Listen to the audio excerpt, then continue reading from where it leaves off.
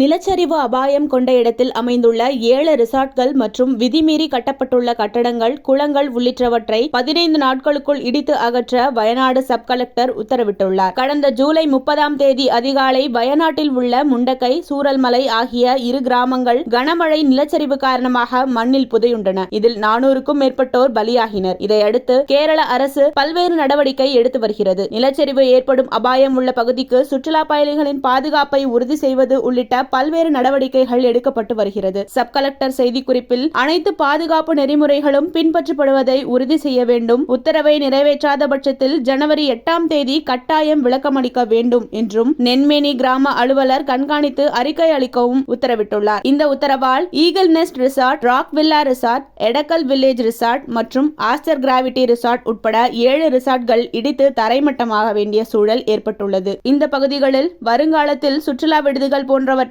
கட்டுவதற்கு தடை விதிக்கப்பட்டுள்ளது. செப்டம்பர் 28ஆம் தேதி நடைபெற்ற மாவட்ட வளர்ச்சி குழு கூட்டத்தில் மலையில் சட்டவிரோதமாக கட்டப்பட்டுள்ள கட்டுமானங்கள் குறித்து விவாதிக்கப்பட்டதை தொடர்ந்து இந்த இடிப்பு உத்தரவு பிறப்பிக்கப்பட்டுள்ளது. சுற்றுச்சூழல் ஆர்வலர்கள் இந்த நடவடிக்கையை வரவேற்கின்றனர். இதுகுறித்து அவர்கள் தெரிவிப்பது, இந்த நடவடிக்கைக்காக நாங்கள் பல ஆண்டுகளாக வாதிட்டு வருகிறோம். உடனடியாக அமல்படுத்த வேண்டும் என சுற்றுச்சூழல் ஆர்வலர்கள் வலியுறுத்தியுள்ளனர். இத்தகைய செயல் மிகவும் வரவேற்கத்தக்கது. இவ்வாறு செய்வதன் மூலம் சுற்றுச்சூழலை பாதுகாப்பதோடு மட்டுமல்லாமல் எதிர்கால சந்ததிகளுக்கு வாழ்வியல் சூழலை உருவாக்குவதற்கும் அடிப்படையாக இருக்கும். சுற்றுச்சூழலை பாதுகாப்போம், சுகாதாரமான வாழ்வை வாழ்வோம்.